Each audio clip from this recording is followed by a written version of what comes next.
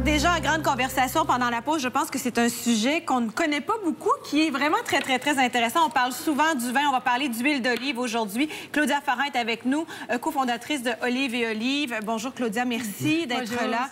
Claudia, il faut savoir que l'olive, vous êtes tombée dedans très petite. Hein? C'est une passion qui existe. Non, je suis tombée dedans sur le tard, mais je suis tombée... Mais un intérêt là, complet. Intensément, oui, tout à fait. Comment c'est né cette belle histoire? Oh, c'est né de quelques voyages que j'ai faits en Espagne. Et puis, moi, j'avais une petite cave à vin, donc je m'intéressais déjà aux arômes, vous savez, le Cabernet Sauvignon, le Merlot et tout ça.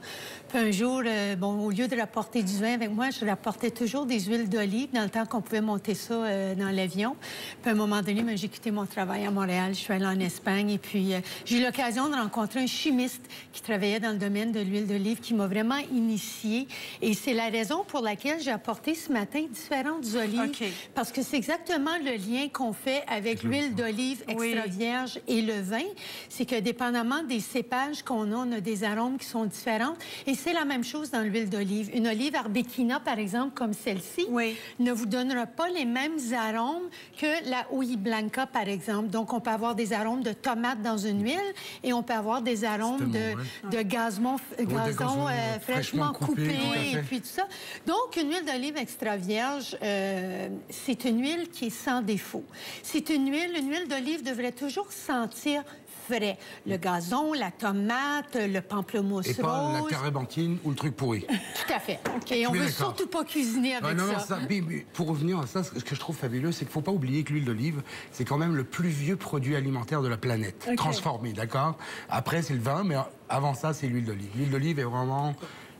Ça a 4500 ans. Mais qui a vraiment évolué dans les 25 dernières années. On dit, quand on est avec des spécialistes d'huile d'olive, on dit toujours qu'on est 25 ans en arrière du monde vinicole, mais on a fait tellement de recherches depuis 25 ans. Et d'ailleurs, on a sorti il y a à peu près 2 semaines dans le New England Medicine Journal of Medicine. Ça fait bien, ça. La dernière recherche qu'on vient de faire sur la consommation d'huile d'olive extra vierge. Donc, c'est un plus dans notre alimentation, ça, on le dira jamais assez. C'est un essentiel, en fait. C'est essentiel. Et puis, une des choses que je voudrais faire sortir aujourd'hui, c'est qu'on parle souvent d'huile d'olive, et on oublie de faire la mention extra vierge.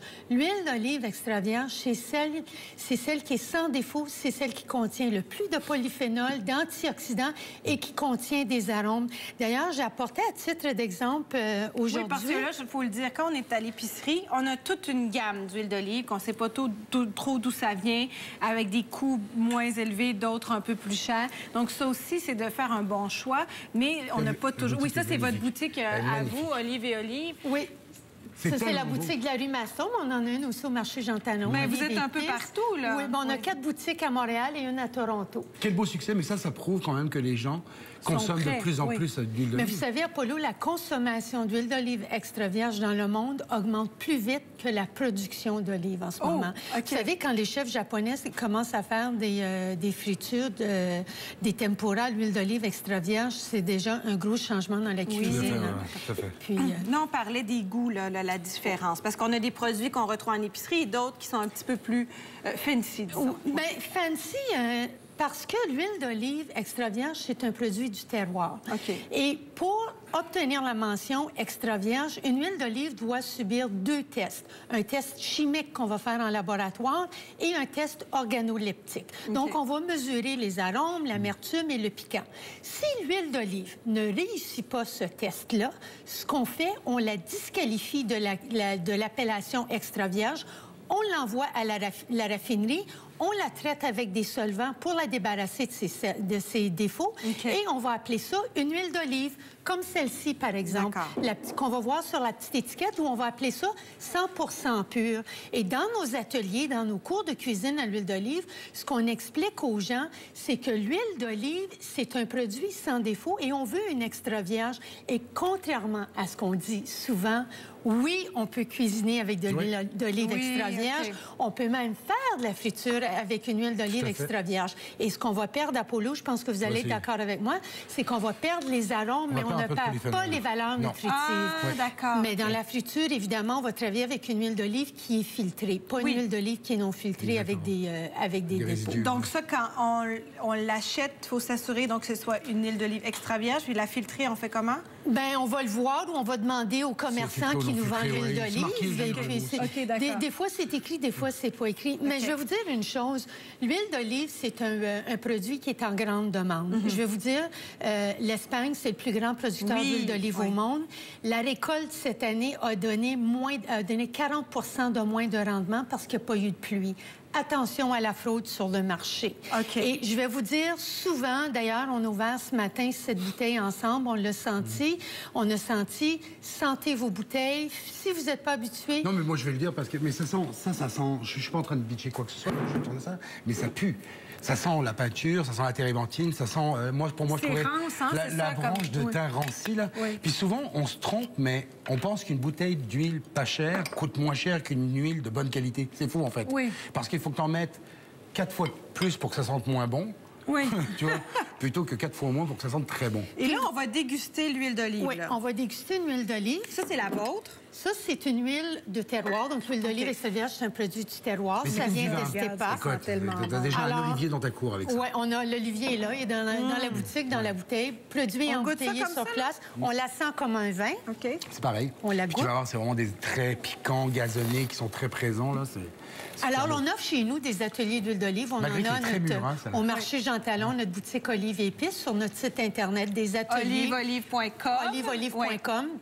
Et des cours de cuisine à l'huile d'olive. Je vous dis, quand vous faites des légumes grillés au four, avec une huile d'olive extra vierge, ça n'a rien à voir avec la petite... Et souvent, de payer 4,99 pour un 500 ml d'huile d'olive extra vierge, quand c'est pas de l'extra vierge, c'est déjà payé trop cher. Ah, d'accord. Alors, l'huile d'olive extra vierge. Et vous savez, souvent, dans nos recettes, et tout ça, on va dire huile d'olive à la télé, mais de plus en plus, on commence vraiment à mettre l'emphase sur le mot extra vierge. J'adore les extra vierges.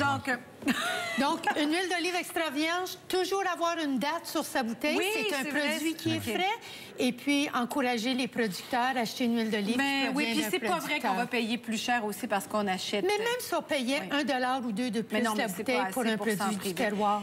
Et là, j'ai envie de dire ma phrase célèbre. Quel beau cadeau d'hôtesse aussi lorsqu'on est reçu quelque part, offrir une belle bouteille d'huile d'olive. C'est vraiment un très, très joli cadeau. Quand vous allez voir Saskia, bien sûr. Olive.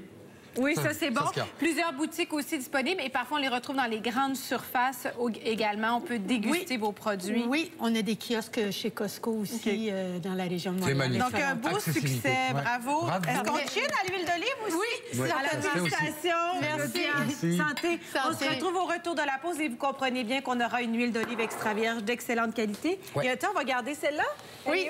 Ça, je peux cuisiner avec elle? Notre brandade de courgettes. Alors, on se retrouve au retour de la pause. Merci. Bravo, Claudia. Merci. C'est vraiment très intéressant. On se disait, c'est ça. Mais comment on fait?